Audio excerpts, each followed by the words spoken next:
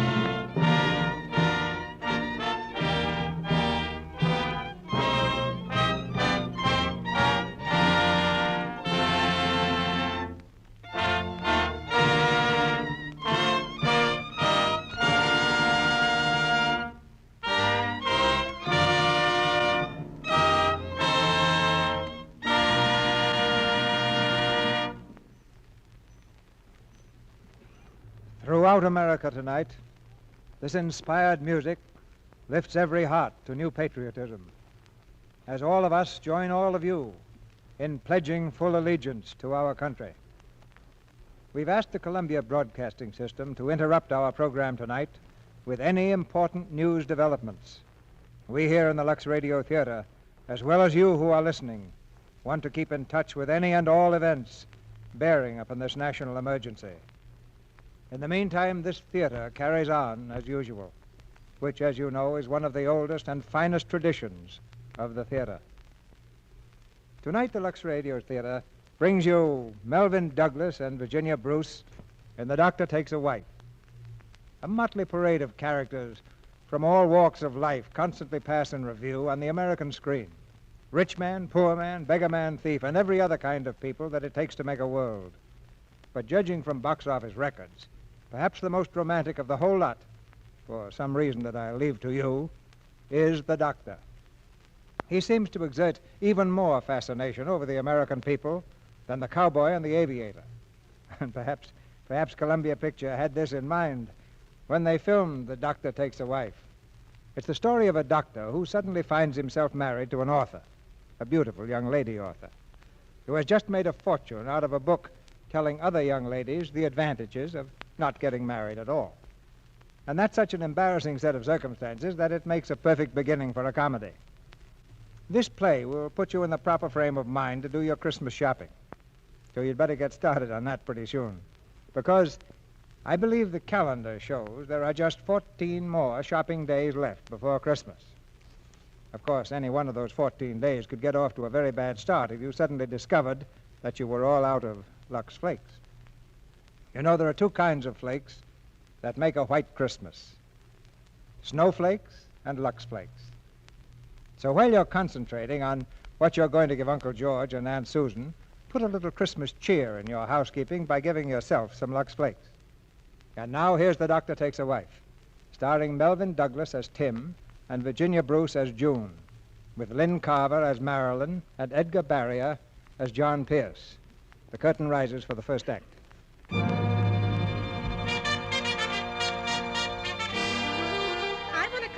No, madam, we absolutely won't run out of this edition before noon. It's not finished. It's just Will you give me a copy of Spinsters on Spinach? I want 2 copies of Spinsters on Spinach mailed to my aunt. Buy a copy of Spinsters on Spinach, my dear, and read every word. You'll never look at Harry again. The author's a bachelor girl, and they say her book answers everything. Is this the book that tells you how to put men in their places? Give me another copy of Spinsters on Spinach. The book counter of the John S. Pierce Publishing Company is like dollar day in a bargain basement. And all because of one book, Spinsters Aren't Spinach. In the back of the store sits the happy publisher, his desk littered with enthusiastic telegrams. Listen to this, Miss Gray. What H.G. Wells has done for the amoeba, June Cameron has done for the unmarried woman in her book Spinsters Aren't Spinach. And there are a million wires just like it. Miss Gray, take a telegram. June Cameron, Lakewood Lodge, cut your vacation short and hurry back. Have great plans for a sequel. At Lakewood Lodge, June Cameron hurries across the lobby to the desk. The clerk is not in sight, so she bangs the desk bell impatiently. This seems to annoy the gentleman who is using a telephone at the opposite end of the desk. Hey, look, I'm telephoning. Cut it out, will you, please? Just go right ahead. Don't mind me. I mean, that thing isn't helping a bit. The connection's bad enough as it is. Yes, I know. Everything's inefficient up here. Coming, Miss Cameron. I'm checking out. I'm in a terrible hurry. I'd like to send a telegram to New York, Hello? please. Dad? You'll have to send it from town. We don't have that service. Well, can't you phone it in? I can't hear you. Phone's busy at the moment. What? Say it again. But I can't wait. I'm in a hurry. I'm sorry, miss. Never mind. Can somebody take my bags? Yes, and where's your car? What? Well, I'm not driving. Oh, Shaw, that's too bad. If you'd left 5 minutes ago, you might have made it. If you're going to tell me there's not another train. I'm sorry, Dad, Oh, but... there's another one tomorrow morning. But I've got to get to New York right now. Just a moment. Pardon me, but would you mind lowering your voice? The phone. Thank you.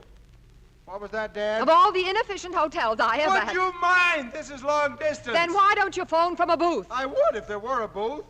But this happens to be the only phone that's costing me money. What'd you say, Dad? Can I hire a car somewhere? Not in this town, miss. Oh, but that's Will ridiculous. you please keep quiet? If you were a gentleman, you'd wait till I got through. I can't carry on this conversation. You have no right to monopolize the lobby. What, Dad? Yes? Of all the stupid things I ever heard of, this is the Well, I'll worst. tell you, Dad, Oh. Hello, Dad. Yeah, I'll drive down now. Yes, I'm leaving right away. See you soon. Bye. Little difficult trying to hear, eh, Dr. Sterling? Well, it calmed down a little when the storm blew over. Well, goodbye, Mr. Bird. See you next year. Be looking for you, Dr. Sterling. So long.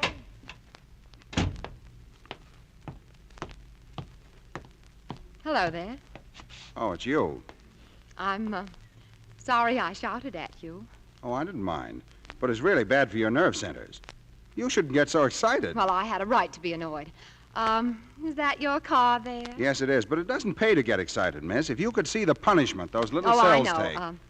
Which way are you going? New York. New York. Oh, that's sweet of you. What is? I'll just toss my bag in the car. But listen- Well, that's all right. I'll be glad to do it. Now, wait. I don't want Here to... we go. My, aren't you kind, though?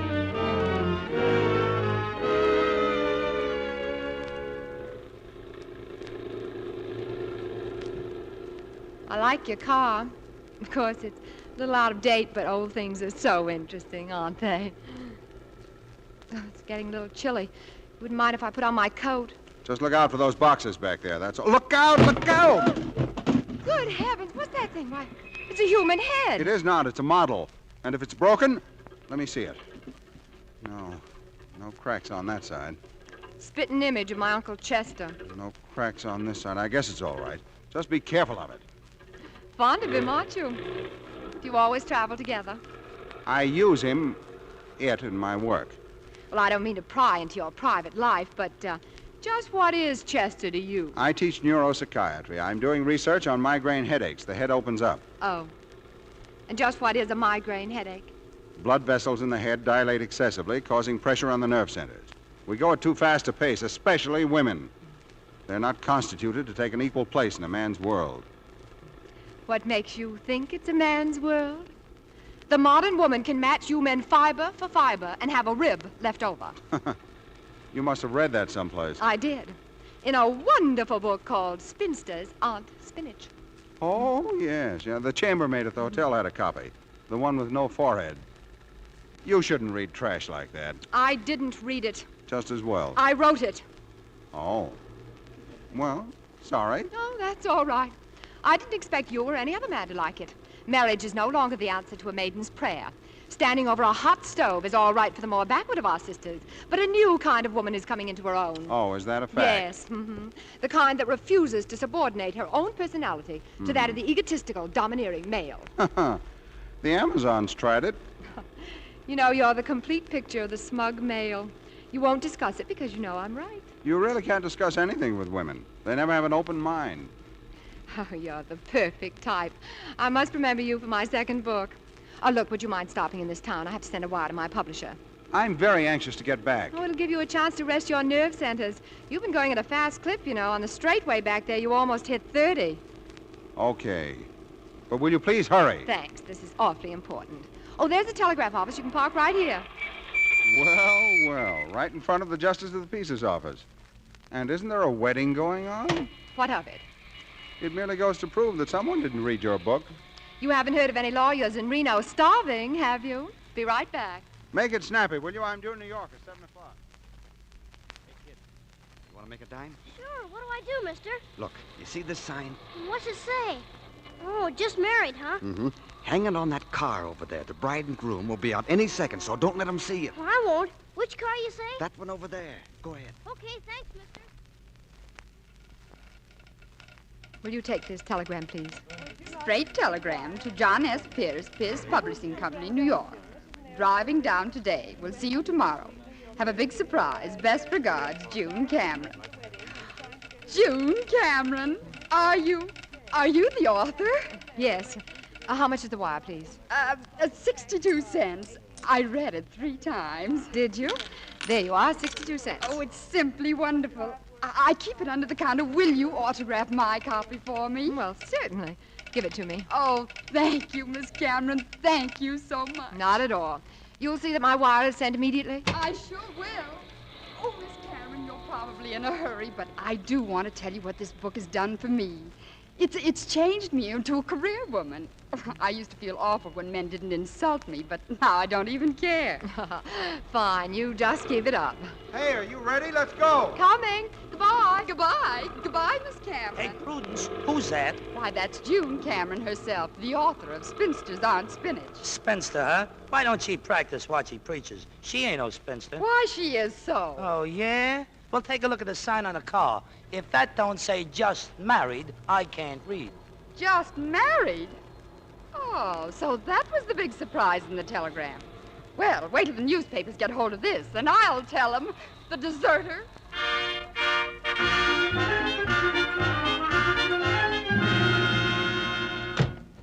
Will you please toss out my other bag? Here you are. Thank heavens I'm home at last. You're no happier about it than I am. You men resent the intelligent woman. All you want is someone to inflate your ego. The independent but frustrated female. Drop into my class someday. You're a good specimen. Thanks for the ride. Hey! My head! You've got my head! Come back here! Hey, come back! You're not going to get away with this.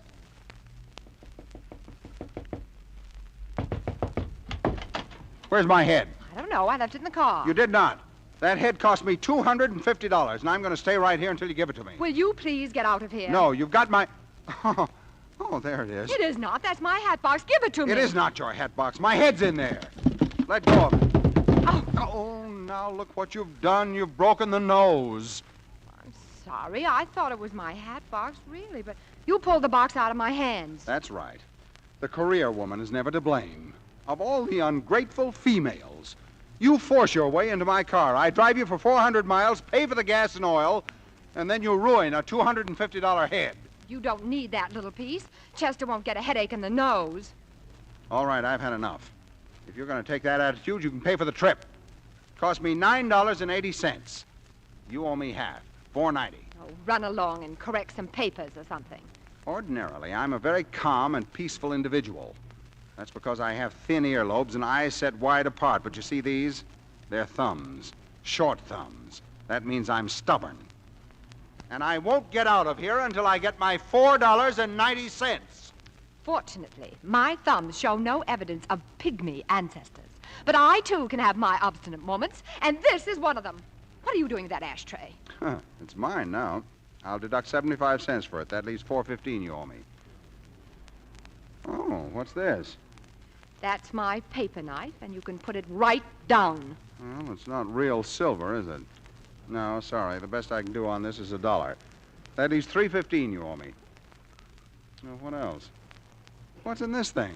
That's the liquor cabinet. That's what I thought. Uh-huh. Scotch. 10 years old, too. That's more than I can say for you.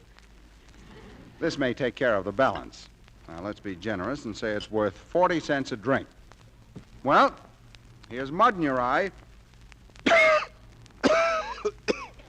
I'm wrong. 20 cents.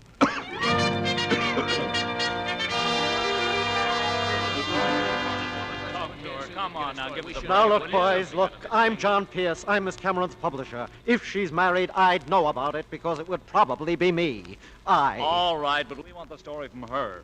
Is this where the dame lives? Yes, sure, but now wait a minute, boys. June's only been back 3 hours, and it's late. Look, the paper said to get a story. We're reporters, Hey, and look, we've here's got the to get card. it. Just married, the sign says. Oh. An MD. She did all right. She married a doctor. Oh, that couldn't be her car. It isn't her car, it's her husband. Now, look, Mr. Pierce, we don't blame you for wanting to keep it quiet. We know that wedding bell means curtains for that next bestseller of hers. And we extend our condolences. But the other papers will have it in a couple of hours, and we've got to beat them to it. Yeah, we don't Come get it on now, there. let's go up and get this over with. Now, believe me, boys, this is ridiculous. If June Cameron's married, I'm the king of Persia. Make way for His Majesty. Oh, Come on, don't worry fellas, let's about get that. away.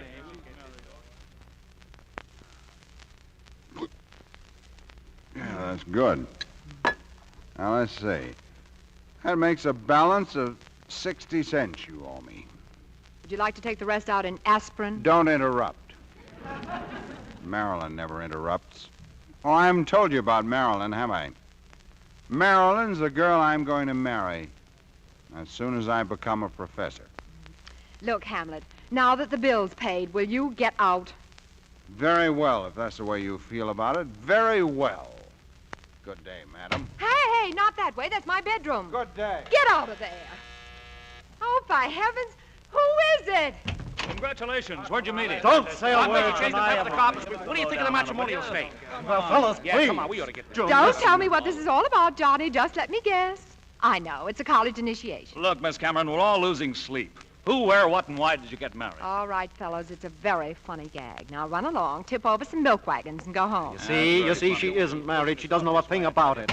Close that door. That's my bedroom. Now, come on, Miss Cameron. Your husband's in there. What's his name? He's not my husband. Johnny, throw these vultures out of here. They're going to print I'm married. Who is he, June? That man in there? He's not my husband. Now listen Okay, to... we'll print that the guy in the bedroom is not your husband. No.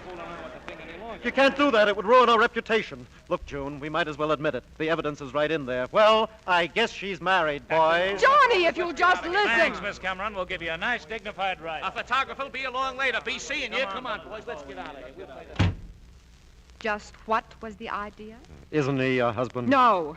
That migraine headache in there gave me a lift, followed me here, and ended up by passing out. You see, he's got short thumbs, and... Oh, never mind. Just get it through your head. I'm not married. All right, dear. I believe you. Fine time to decide that. No, but don't you see, darling, it was one thing or another. It's much better the newspapers believe you're married. But it's not the truth. It'll ruin me. When my creditors get through with me, I'll have to sublet my water cooler. Or will I? Wait a minute. How many spinsters are there in America? Exactly 8 million and some thousands who aren't going to buy my book. And how many married women are there? Oh, there must be practically hundreds. I've got it. You're going to write that second book. A book about marriage. We'll call it Marriage Ain't Measles. Oh, Johnny. Johnny, dear, why don't you lie down for a minute? Whatever it is will go away. Listen, what you did for the spinsters, you can do for the housewife. Get the angle, you're converted. America's #1 bachelor girl tastes the fruits of marriage and loves it. You mean to write a book you want me to pretend marriage to Dr. Jekyll in there? Oh, only till you finish the book, and then Reno and you fake a divorce. You must be pretty deeply attached to me to cook up such an idyllic arrangement with that medical pot roast. Oh, it isn't that, dear. This is business and terrific. We can sell 1 million copies of Marriage Ain't Measles. Well, do you actually think if I wrote a book on marriage, it would sell? Oh, I knew you'd come through. Of course it would. Women would love someone to give them a reason for why they got married. Glorify the American home, security, the fireside. Show them how to keep romance alive. Right. Teach every wife to... Oh, but what about Junior in there? He'll never go through with it. I'll take care of him. I'll be back and talk to him first thing in the morning. Morning? Well, we can't take him out now. There might be reporters around. They'll think it's a gin marriage. Well, it's all settled then. Good night, darling. See you tomorrow. Hey, where am I going to sleep? How about the couch there? That's what I thought.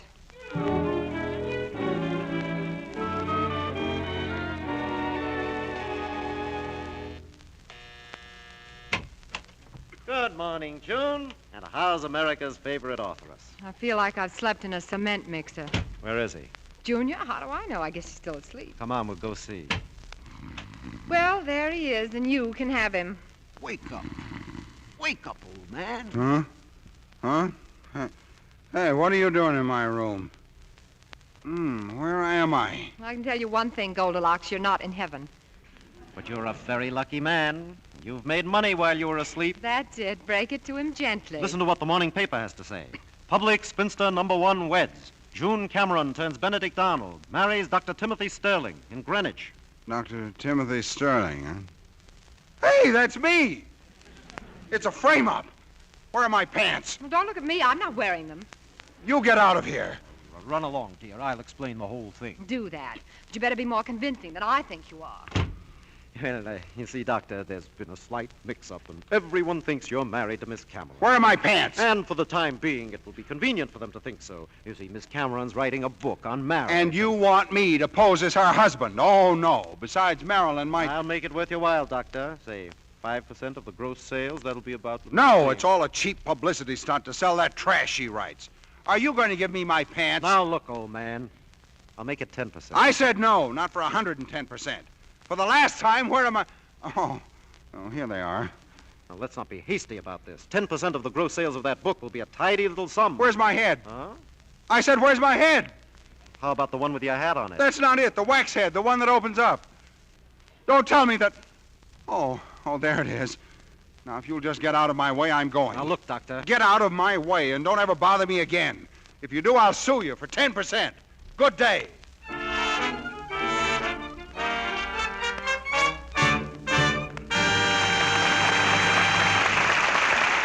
Mr. DeMille presents Act Two of The Doctor Takes a Wife, starring Melvin Douglas and Virginia Bruce, in just a moment. But right now, I'm going to take a few seconds to unravel a little yarn with our favorite fashion reporter, Libby Collins. Say, Libby, what is all this? Isn't knitting something new for you? I thought you just talked about fashions. Why, Mr. Roig, a woman doesn't stop talking when she starts knitting. As a matter of fact, I brought my knitting along because that's what I want to talk about. Knitting, you mean? Mm-hmm. Hand knits are smarter than ever now, especially the sort of thing I'm making, a black sweater. You know, a black sweater is one of the nicest Christmas gifts I can think of. They're lovely ones in the stores if you don't like to knit.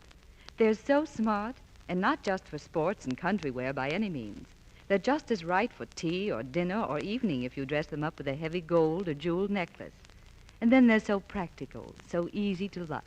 Black or bright, Lux does 'em right. Yes, and the color needn't run a bit. Of course, a black sweater needs luxing just as often as a light one. Nobody wants that horrible feeling of not being quite sure about freshness. Frequent luxing makes you sure. Well, that's easy advice to follow, ladies. You'll have perfect results if you wash sweaters the new Quick Lux way. Here are some do's and don'ts to remember. Do make a paper pattern the size of your sweater before luxing. Then, after washing, ease the sweater back to this shape. Do use lukewarm Lux suds. Just squeeze them through, never rub. Don't use soaps that contain harmful alkali. Don't rub with cake soap. These things shrink wool, leave sweaters harsh and matted.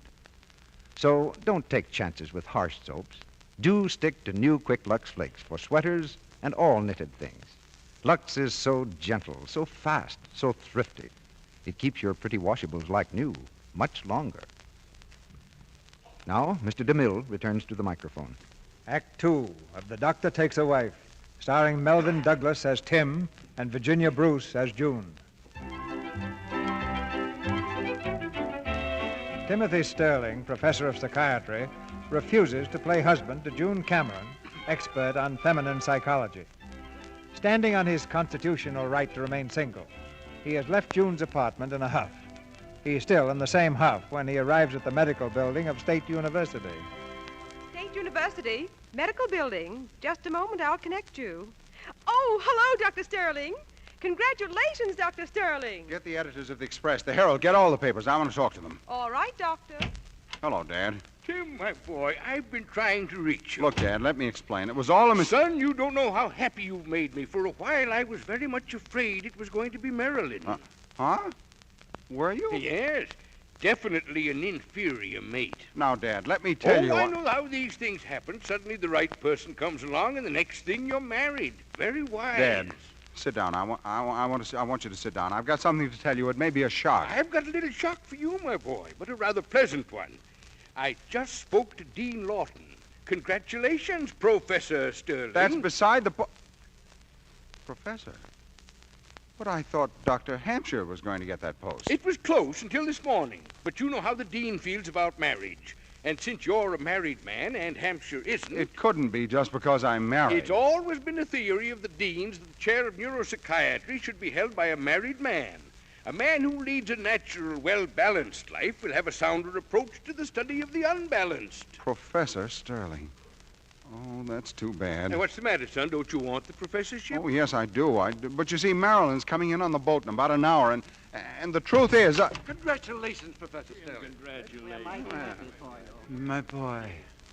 Dean Lawton. Congratulations, Professor Sterling. When can we see the bride? Oh, anytime. Well, that's fine, son. We'll all drop around tonight. Hello? Who? Oh, the Herald. No. I didn't want to make a statement. Oh, well, the reason I called was that Mrs. Sterling and I would like to take a 2-year subscription.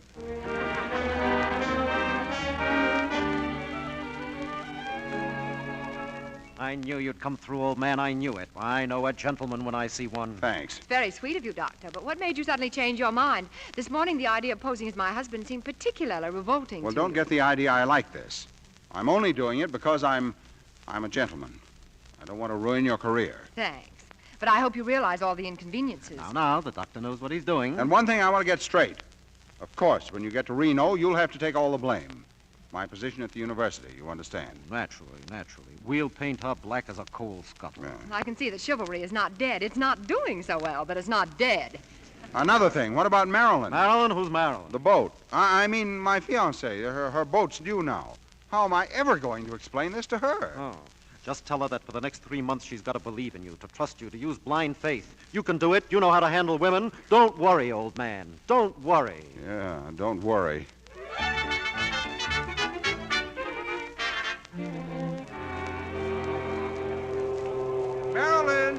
Marilyn, here I am, dear, over here.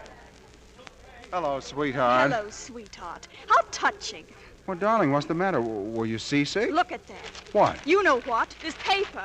June Cameron weds MD. Now, wait, Marilyn. You'll have to trust me. You'll have to believe in me. That story in I'd the like paper... to stuff that story down your throat. Oh. Goodbye, Dr. Sterling. Marilyn, wait, listen. Gangway there. Hey, bud, what are you standing there for? You want to get run over and get killed? No. But don't put ideas in my head. Well, what happened? Oh, everything's fine. I can tell by his face. She wouldn't even give me a chance to explain. I opened my mouth to say something and got the newspaper pushed in it. Oh, that's too bad. A shame. Well, she'll probably cool off after a while. Well, I think it's darn sweet of you, in spite of all your trouble, to go through with this. Well, a gentleman's word is a gentleman's word. Now, if you'll tell me where I can put my stuff. Oh, there's room in there for some of your things. You can have the 2 top drawers in the bureau. Oh, darling, he'll need more than that. 1 drawer's enough for you. Oh, certainly. Just throw my things on the floor. How about my suits? I hang them right here in the closet. June, you take your things out. You can find another place for them. There's always the ice box. It'll be good for the furs. Oh, one thing I forgot. That case over there is full of books. Where'll I put them? Do you think this is a good location for a branch library? Well, if you've no objection, I'd like to continue my profession. I'm preparing a fall course of study. Is this my bed? Oh, yes, the couch. I slept there all last night, and, you know, I didn't even know I was sleeping. That's fine. Then you sleep there. I was wrong. Chivalry is dead. Now, darling, don't take that attitude. This is hard on all of us. You take my dresser, my closets, and now my bed. Get out of my way. I'm going to finish this book in 3 weeks.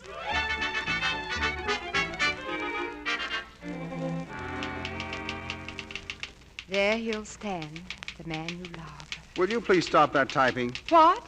I'm doing some important work, and it bothers me. And that muttering, too. Look, Pasteur, this is the way I work. You'll have to get used to it. You realize I'm doing you a favor just being here? Answer the door. Why don't we hire a butler, dear? Well, I'm delighted. My dear, I'm so happy. Well, hello, Dad. I forgot to tell you, dear. A few of the faculty wanted to drop in and meet you tonight. Congratulations, my dear. I've known Tim ever since he was a little boy. This is Dr. and Mrs. Nielsen, dear. Oh, hello. Here, Mrs. Sterling, is a little gift. It's not much, but Oh, you shouldn't have done that, Dr. Nielsen. It's a book. Occupational Diseases of the Mind. But just what we needed, you know. I was only saying today that... Dear, don't you think we'd better make some sandwiches? The others will be here in a minute. Others? Isn't that wonderful? With all she's had to do, making fancy sandwiches. Can I help? Oh, no, thank you. I've got some cookies. I'll whip up a little coffee. I'll just tag along, Tim. I'd like to see the bride. It's been awfully nice of you, Dr. Lionel, to help. Why, I've enjoyed it, my dear. What else can I do? Well, we're just about ready. The coffee's done. Well, here, you take these cookies and put a couple on each plate. I'll give 3 to the dean. He has a coconut fixation. That's playing politics. Well, Tim's professorship's worth an extra cookie. You know, it's pretty funny. For years, Tim has been working 14 hours a day for that professorship. Finally, he gets it, but not because of his research. The thing that decides it's a simple little custom called marriage. Wait a minute. The dean gave Tim the professorship just because he was married to me? Of course. Oh, how unusual. You know, I think the dean deserves a couple of more cookies.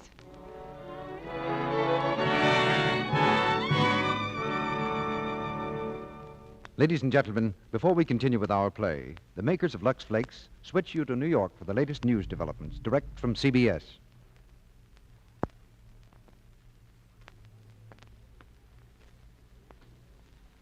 This is John Daly reporting from the CBS newsroom in New York, and here are the latest developments in the war with Japan. The first phase of the Japanese surprise attack against British and American possessions in the Pacific appears to be continuing full force. Late reports are sketchy, but they indicate that the offensive is still favoring the Japanese. CBS correspondent Tom Worthen reported from Manila a short time ago that there have been 6 raids on the Philippines since the war started, from Luzon in the north to Mindanao in the south. Manila itself has had 3 alarms, but Worthen said no bombs have actually dropped inside the city. Japanese forces are said to have landed on Lubang Island near the entrance to Manila Harbor. And Tokyo now claims the occupation of the American-owned islands, Guam and Wake. And the Japanese maintain that a blow of annihilation was dealt Hawaii's Pearl Harbor naval base in yesterday's initial attack. According to official Tokyo claims, an American warship has been sunk off Guam, and several American merchant ships have been captured. Tokyo has not admitted a single naval loss. Meantime, Governor Poindexter of Hawaii reported a short time ago that Hawaii has been calm since the first blow. Official American accounts say that at least 1,500 persons were killed there by Japanese bomb attacks. The Japanese news agency Domei claimed just a few minutes ago that almost 300 American planes have been destroyed in the 2-day-old Pacific War. On America's part, that war became official a little over 5 hours ago when President Roosevelt signed the war resolution that had been passed in Congress with only 1 dissenting vote. Earlier in the day, Britain declared war, and Prime Minister Churchill pledged the full resources of the British Empire in the struggle with totalitarianism and aggression. Japan now faces not only the United States and Britain, but these other members of the non-Axis world: Nicaragua, Canada, Costa Rica, Haiti, Guatemala, San Salvador, the Dominican Republic, Australia, Honduras, the Free French government, and the Greek and Belgian governments in exile. Mexico and Colombia have broken off diplomatic relations with Japan, and they are expected in the war tomorrow, along with South Africa. China, which has been fighting Japan for 4 years, is reported preparing a declaration not only against Japan, but against Germany and Italy. On the West Coast, air raid preparations are well underway. It's just been reported that all San Francisco radio stations are now off the air under orders from federal authorities. CBS correspondent William Slocum phoned that news from San Francisco just a minute ago. And since we've been on the air, we have just received a late bulletin from San Francisco. The News Chronicle reports that 50 unidentified planes have been sighted flying from the southwest towards San Francisco. It also reported that all lights have been blacked out for 10 miles below the metropolis. That is a bulletin that has just been handed to me here in New York in the CBS newsroom. Now, a similar order closing all radio stations in Spokane, Washington, has been issued, and the Army has ordered the evacuation of all women, children, aged and infirm persons from regions around Fort MacArthur at San Pedro.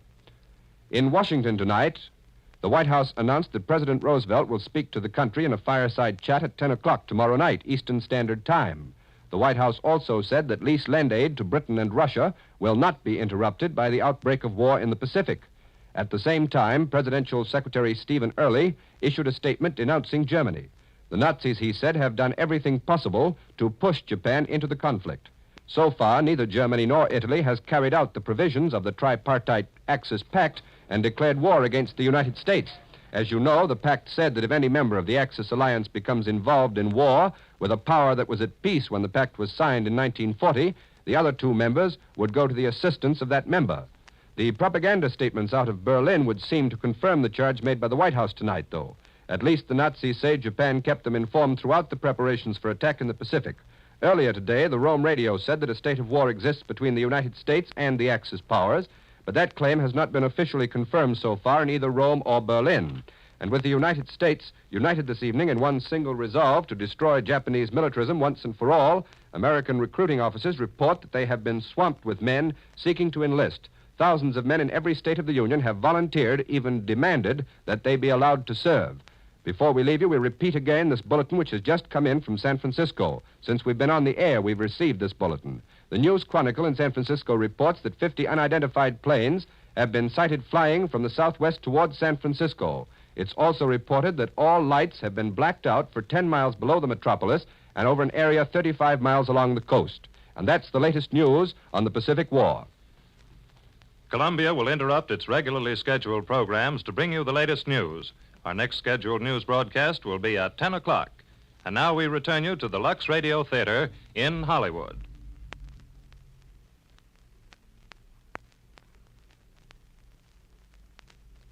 We continue with the second act of The Doctor Takes a Wife. June is now aware that Tim pretended to be married only because his professorship was at stake. Tim has explained the situation to his fiancée, Marilyn, and secured a complete pardon. For a while, things have been looking very rosy, but now Tim is again at the boiling point. All right, now this time you've gone too far. Who had this picture printed in the paper? Johnny, you promised me you wouldn't. Oh, don't blame me. Charlie must have done it. Look at that. I've never had my arms around her in my life. I know, old man. It's what they call a composite photograph. They do it by I don't care how they do it. You realize it took me 3 solid hours to explain this to Marilyn? Marilyn. Would you mind not mentioning her name more than every other breath? I'll mention the name of my fiancée as often as I please. You resent any woman who's feminine. You resent any woman who doesn't smoke long black cigars and isn't general manager of a couple of railroads. Now, wait a minute, kids. Furthermore, you've no right to say those things. You've never even met Marilyn. Well, she's going to marry you. That gives me a rough idea. Now, look, I've got an idea. I can count on one thing.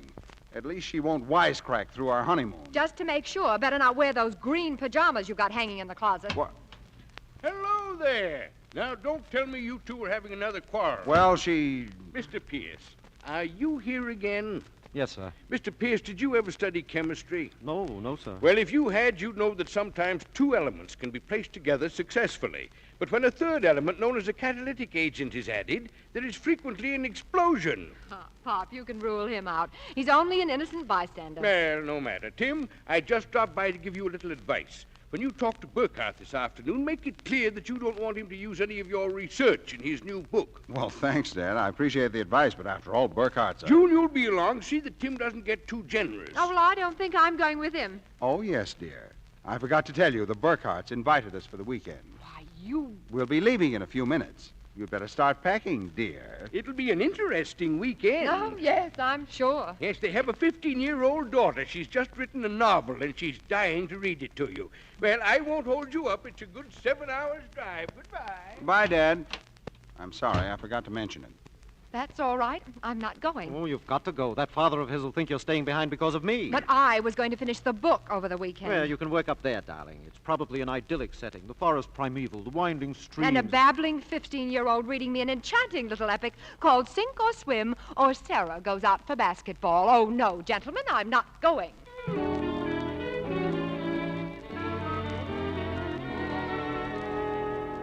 Just to keep the record straight, I'm doing this for Papa, not for you. Okay. I think it's just about the most inconsiderate. Is that a cop after me? Why, he is. What have I done? Whatever it is, it can't be for speeding unless the limit is 12 miles an hour. Officer, you're making a mistake. I was only... Okay, no ticket. I spotted the MD license on the car. You a doctor? Yes. Well, come on. There's an emergency case. Follow me. How soon will it be, Doctor? The baby won't be along for a while yet. Yeah, it's mighty kind of you to put yourself out this way, but I'm sure glad you're here. The missus been having a lot more trouble than usual. Oh, most of the time it just seems that way. I think she'll get along all right. Can you get me some hot water, Mr. Martin? Well, I'm kind of laid up, Doc. My foot. Billy here's been doing some of the work. Dad's had his foot banged up for almost a week now. He has? Well, let me see it. What's wrong with it? Sort of twisted it. Sort of twisted. Yes, maybe you sort of broke it. I'll take a look at that while I'm here. Where's your nearest neighbor? Mrs. Sawyer, about a mile down the road. We'll have to get her. Is it anything serious? Oh, just a baby and a broken ankle. Say, there's a Mrs. Sawyer down the road. Billy here will show you where she lives. Would you mind driving down and getting her? I may need some help. I'd better run upstairs now. Make it snappy, will you? Hey, didn't you hear the doc? What does Pasteur think is wrong with me? Huh, miss? I said, what's wrong with me? I can help. Come on, Billy, show me where the stove is. Run up and tell the doctor the water's boiling, will you? Okay. Mr. Martin, what does the doctor want to use for rags? Can't you use those over there, miss? Well, I think you'll want clean ones.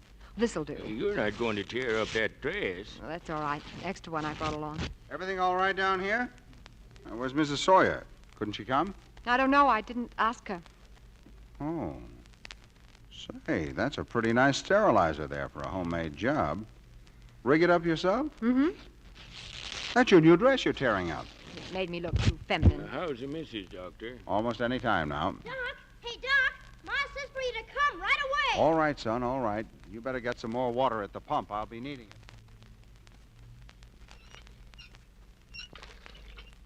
it. Okay, you can stop pumping now. You're about ready to drop, aren't you? Is the baby here? Yep, safe and sound.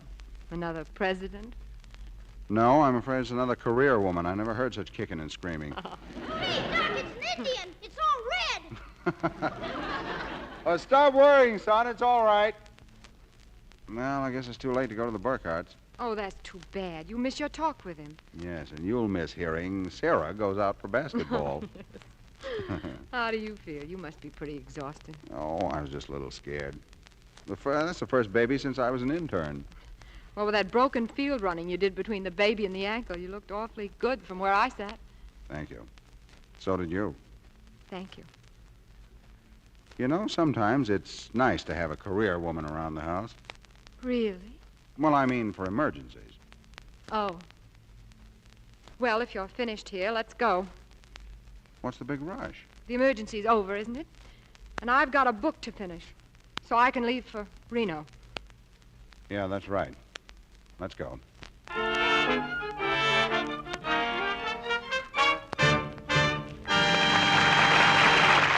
We pause now for station identification. This is the Columbia Broadcasting System.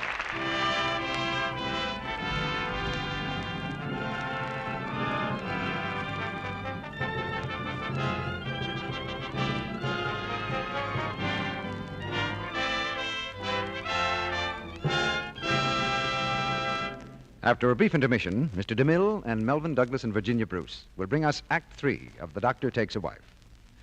Meantime, let's listen in, first in a busy office.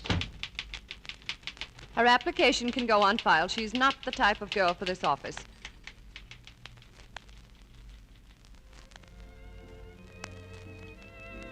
Now, let's look in at a holiday dance. I wish the boys would ask Ruth to dance. She's feeling left out. And last, in a home around the corner. Hello? Oh, hello, Mary. Who did you say? Oh, my dear, don't let's have her on the committee. We all know people like these who aren't as popular or successful as they might be. And you know, it seems too bad when just a word or two could straighten things out. Well, that sort of word or two is awfully hard to say, though. No one likes to criticize another person for lack of daintiness. But the trouble is, we ourselves can't tell when we offend. That's why it's so important to take particular care with the things we wear. Underthings especially should be luxed every day. Dresses, blouses, and sweaters often. It's easy to do this, too, because new Quick Lux is so fast. Takes away every trace of perspiration so quickly. Then you're sure of freshness. Sure, too, of keeping dainty things new-looking longer. Lux is gentle. Safe for everything safe in water. With girls who have the daily Lux habit, here's what happens in offices. I'll keep her application here on my desk. She's just the type we want.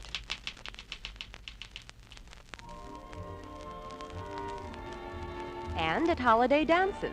Say, look at the rush Ruth's getting. My, she's popular. And in homes. Hello? Oh, hello, Mary. Who'd you say? Why, of course we want her on the committee. Yes, words like that are pleasant to hear. And Lux girls hear them all the time. Remember, without daintiness, no other charm counts. So don't take chances. Use new Quick Lux each day. Now, our producer, Mr. DeMille. curtain rises on the third act of The Doctor Takes a Wife.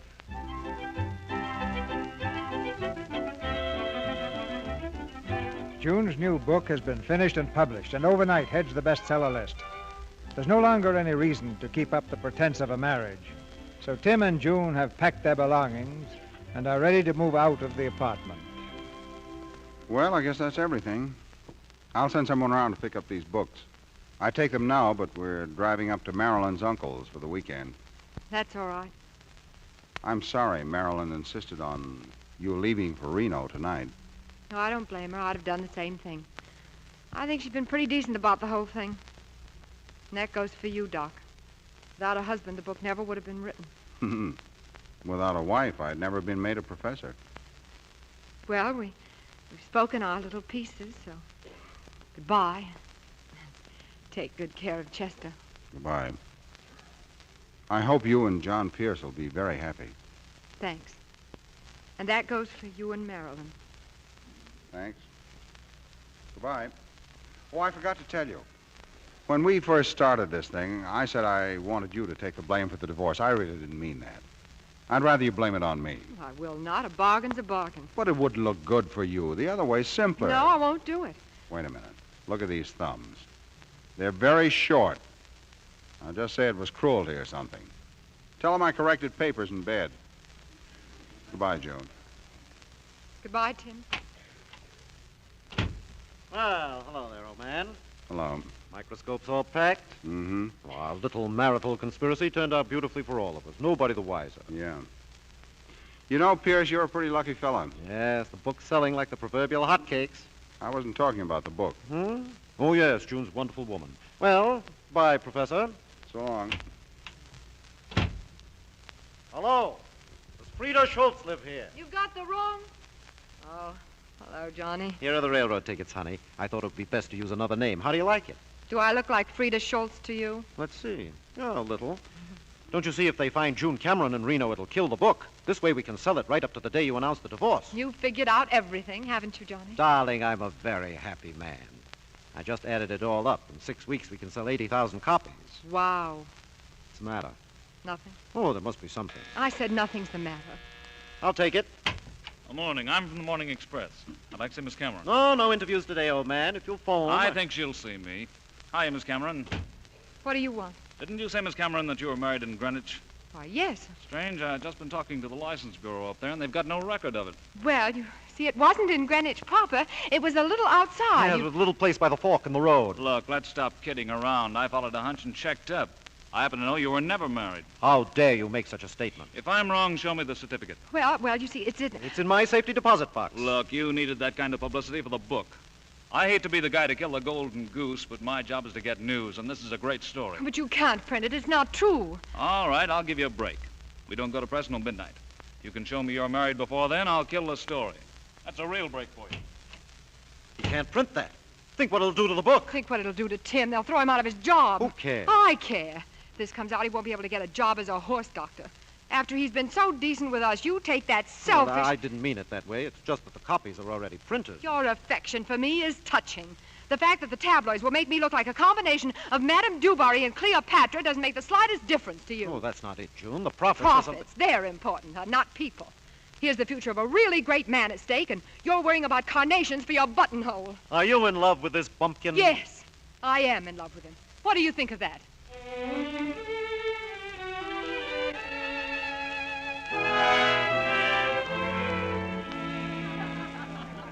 All right, everybody, come and get it. Come on, Cookie, dinner. Marilyn, I wish you wouldn't call me Cookie. It sounds silly. Silly? But you've always been my cookie. I know, but in front of other people. All right, old grouchy. Now, come on, and after dinner, you're going to stand next to me when I make my big speech. Speech? What speech? I'm going to announce our engagement. You can't do that. We're not divorced yet. Well, I'll tell them you're going to be. But if that gets out, it'll ruin her book. I don't care. I've risked our happiness long enough because of her book. Pardon, Miss Thomas. There's someone at the door who wants to see you. Now, Cookie, you think that over. It's you.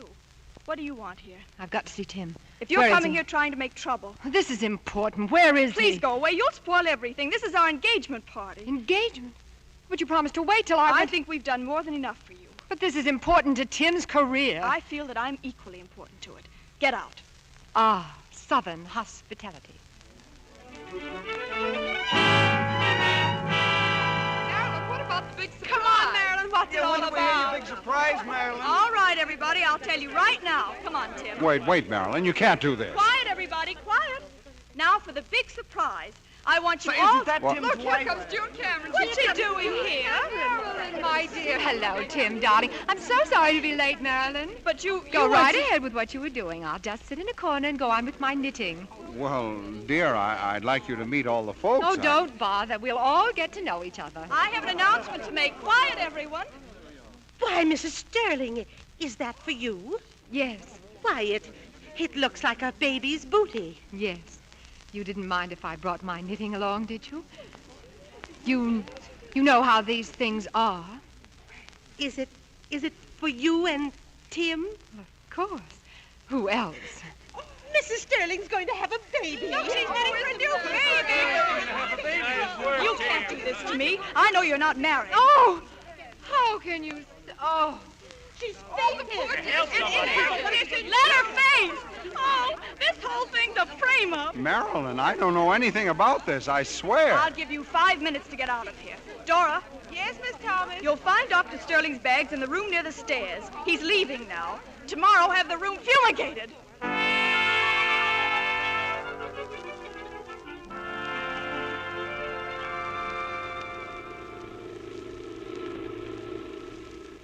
And so the reporter just followed his hunch and found out we really weren't married. That's why I came to the party. Uh-huh. Well, what are you going to do about it? Sure, what is there to do? Congratulations for the cutest trick of the week. Well, believe me, I didn't plan it. But when she told me she was going to announce your engagement, the cat in me crept out. Uh-huh. Where can I drop you? Let me off at the first hotel. I don't know where it'd be around here. You can ask in that gas station. That's what I intended doing. All right, I just suggested it. Nice night. Fill her up? No, thanks. Where's the nearest hotel? You're looking at it. Sam Appleby's Spotless Auto Court. Nice, clean, soft beds. $1.50 and up. All right. Will you take my bag? Yes, ma'am. Well, goodbye. Goodbye. This way, ma'am. Cabin's right down here. Thanks. Certainly is a fine night, isn't it? Yes. Isn't it? Well, this is your cabin. Go right in. You can put my bag down there. Anywhere. All righty. Now, if there's anything you want, just give me a call. I'll be up at the gas station. Thanks. Good night.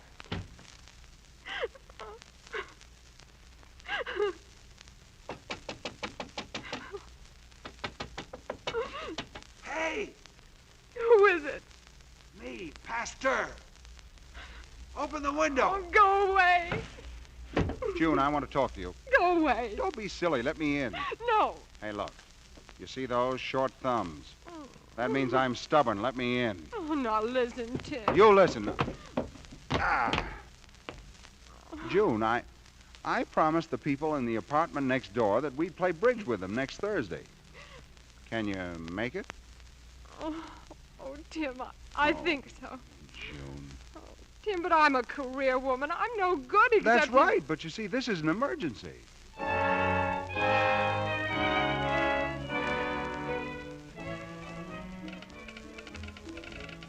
We'd like to send a wire, please, to the Morning Express. The message, please. At home, Bungalow 5, Sam Appleby's Spotless Auto Court. Marriage certificate number Y87642. Best regards. And sign it, Dr. and Mrs. Timothy Sterling.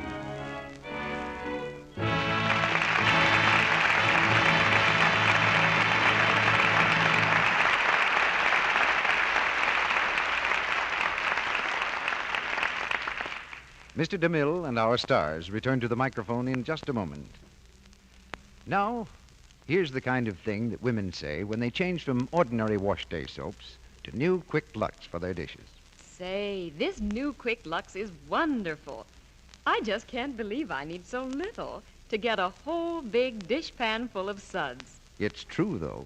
Thrifty new Quick Lux gives you more suds, ounce for ounce, even in hard water, than any of 10 other popular soaps by actual laboratory tests.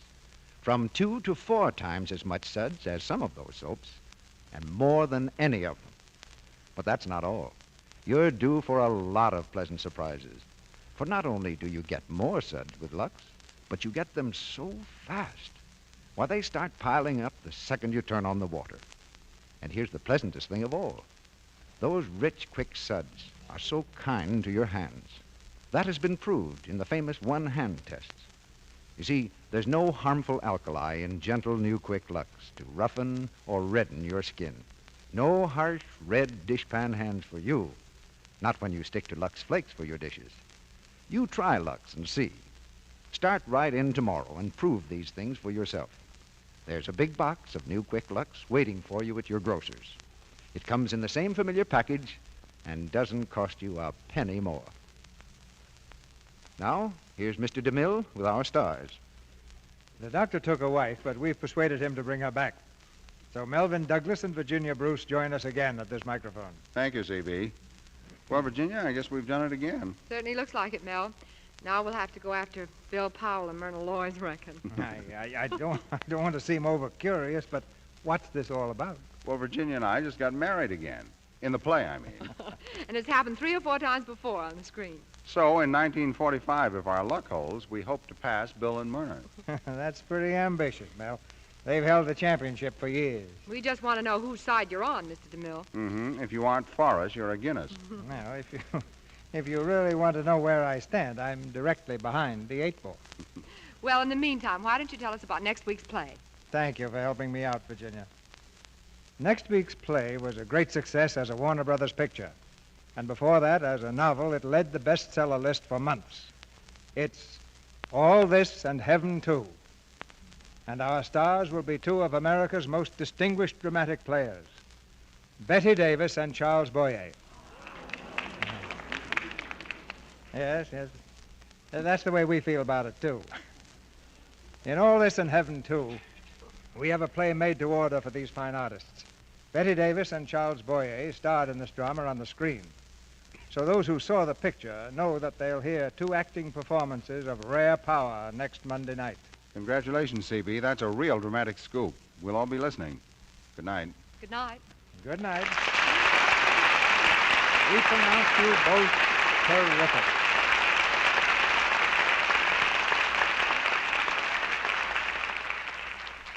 And now, a brief but serious word. It is war. War to the end. Japan has asked for it, and America is answering in the strongest language the world has ever heard. Every city must back the men in the armed forces. Back them with work and with money. Buy United States defense bonds and stamps. Get them at your post office or Savings and Loan Association. Get defense stamps at your retail store or from your newspaper carrier boy. Buy them as often as you can, and guarantee the destruction of the Japanese Empire.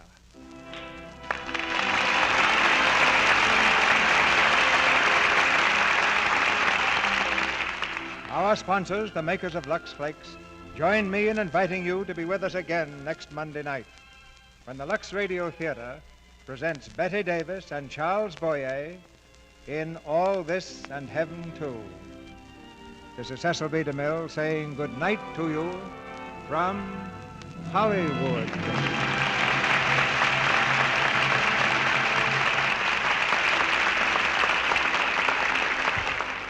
Melvin Douglas appeared tonight through the courtesy of Metro-Goldwyn-Mayer and is currently seen in their production of Two-Faced Woman.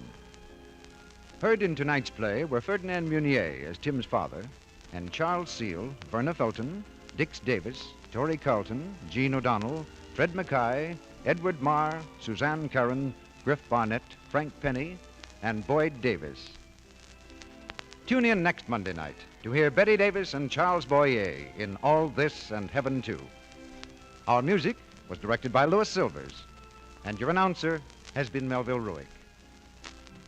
This is the Columbia Broadcasting System.